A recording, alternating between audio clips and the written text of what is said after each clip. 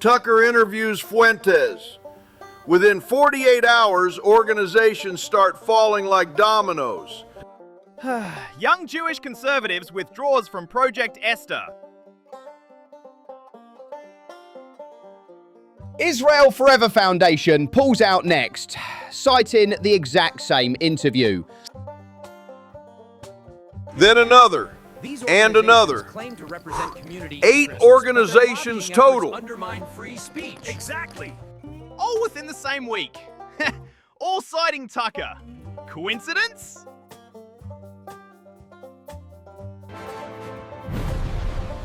Welcome to the Fuentes Effect. Welcome to Tailspin Politics, where we map the networks nobody wants you to see. So wait, one interview really caused all this? The influence of the Israel Not lobby just in any Washington interview. cannot be Tucker understated. sat down with Nick Fuentes to discuss the Israel lobby. And the second that video dropped, the organizational machine activated. Project Esther, Heritage Foundation's big anti-Semitism initiative, suddenly lost 8 partner organizations. 8 groups, same reason, same week. That's oddly synchronized. First, what is Project Esther? Heritage Foundation's plan to combat anti-Semitism. Launched with dozens of Jewish organizations as partners. Big names, big money, big mission. Sounds noble. Fight real anti-Semitism, protect Jewish communities. But here's the twist. Heritage President Kevin Roberts defended Tucker after the Fuentes interview. Robert said Tucker has the right to interview whoever he wants. Free speech and all that. And that's what triggered the exodus.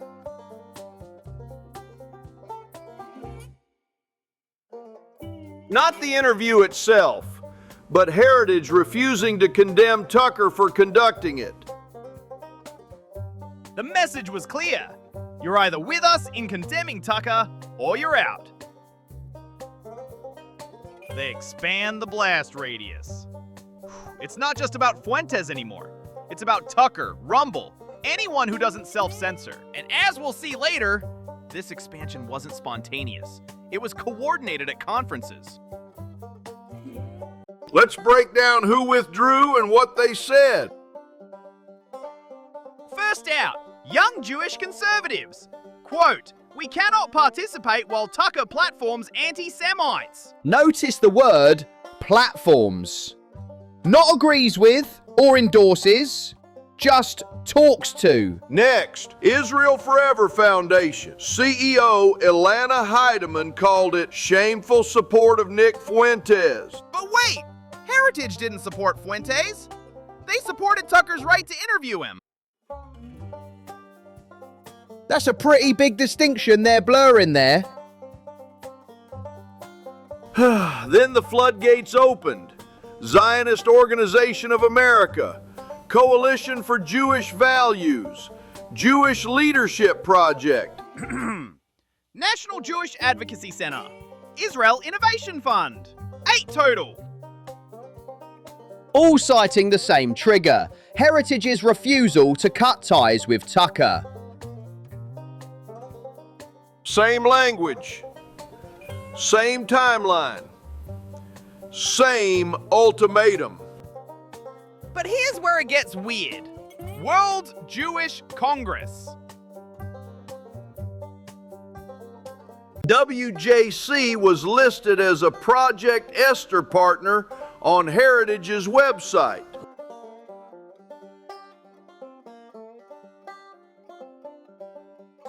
So they withdrew too. Nope. WJC claimed they were never actually involved. Despite being listed on the official website as a partner. So either Heritage lied about WJC being involved, or WJC is lying about not being involved. Or, third option, WJC wanted distance from the controversy without admitting they bailed. Either way, thoughtful it shows how carefully these organizations manage their public positioning. So here's the question. Was this coordinated? No smoking gun, no leaked emails, but the pattern is interesting. 8 organizations, same week, same reason, similar language. Either they all independently reached the same conclusion at the same time, Or someone made a phone call.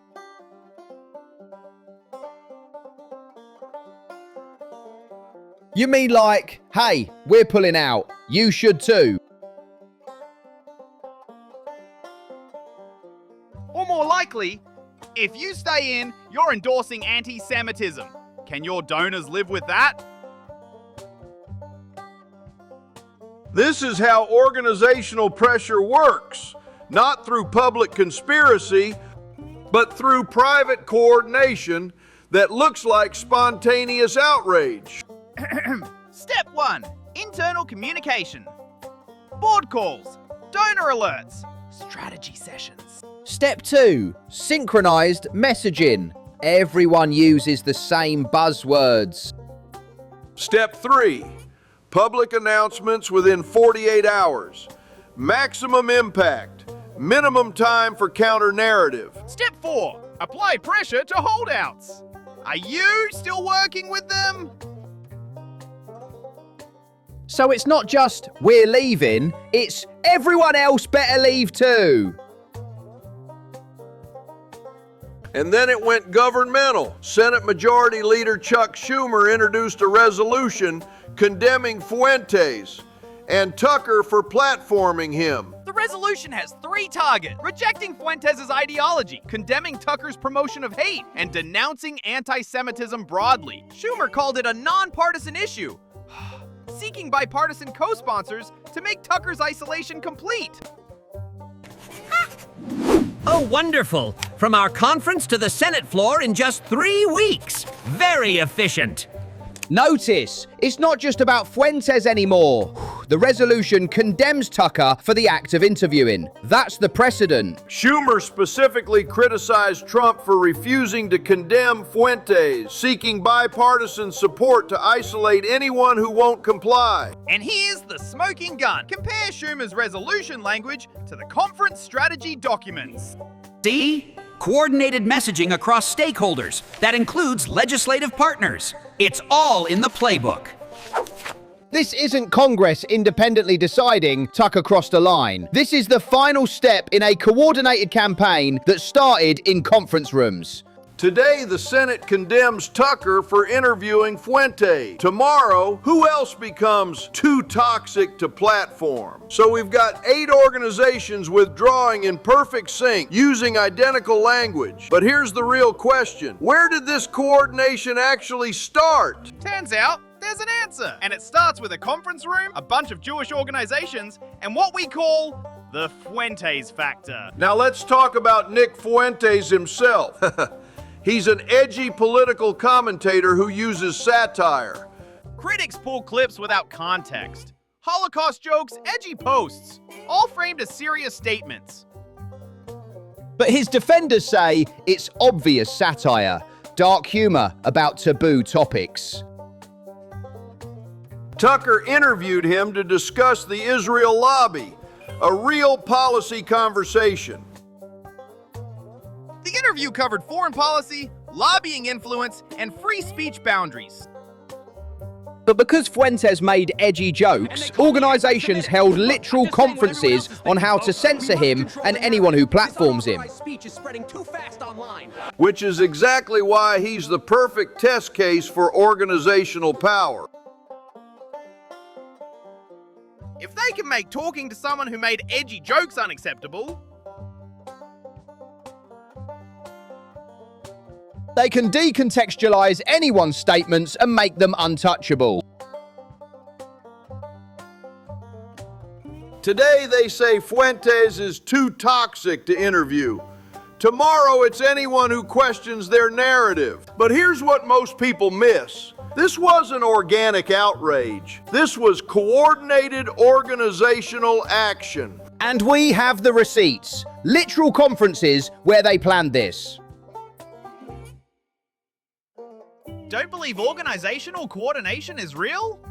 Meet Morton. He attended the World Jewish Congress Censorship Strategy Sessions. Oh, yes! We had breakout sessions on coordinated platform pressure and advertiser engagement strategies. Step 1, identify target. Step 2, coordinate condemnation. Step 3, apply financial pressure. It's all very organized. And it worked! Project Esther collapsed in just weeks. We even got a certificate of achievement. Now we're planning conferences for the next targets. Very efficient. Morton doesn't see himself as a censor. He sees himself as a stakeholder engagement coordinator. Exactly. We're just ensuring responsible platforming standards. Here's how the modern censorship pipeline actually works.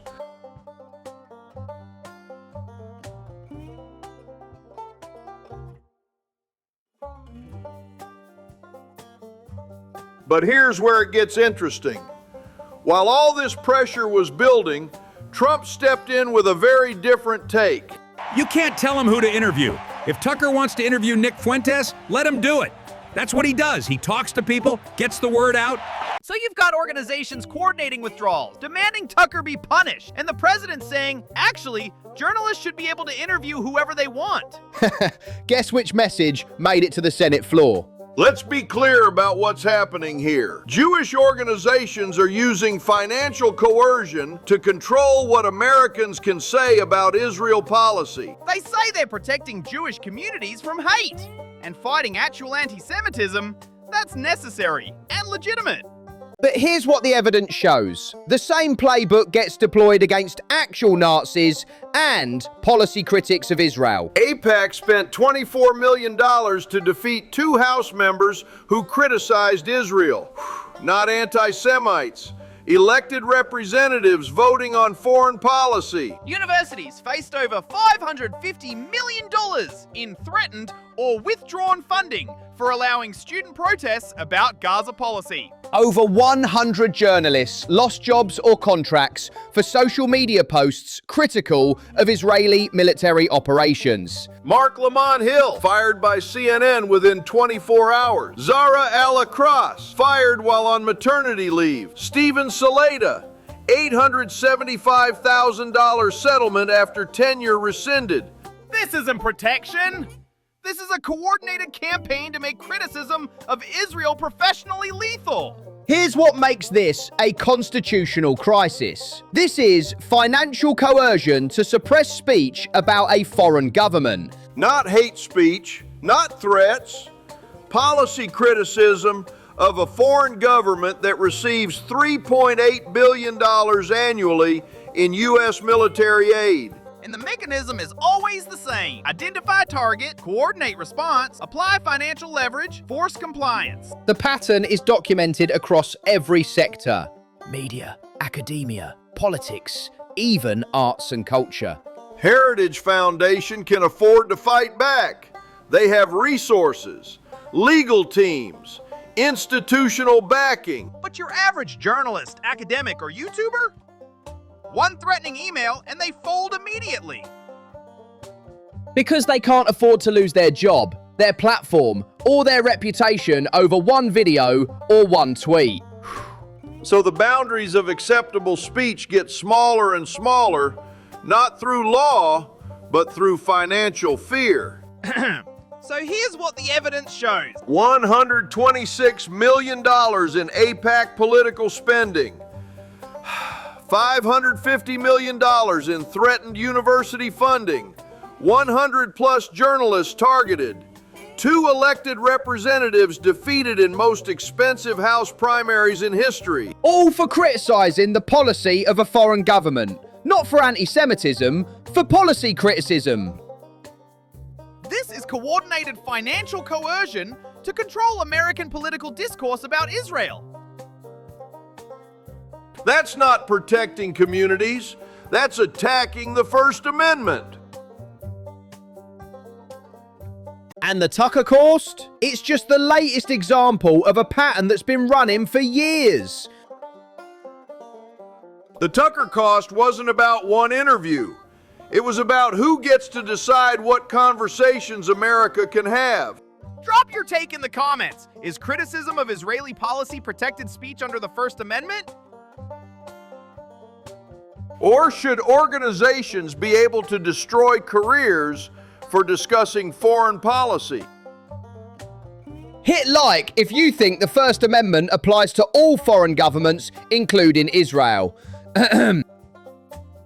Subscribe to Tailspin Politics, because if they can silence Tucker Carlson, they can silence anyone. And somebody needs to keep talking.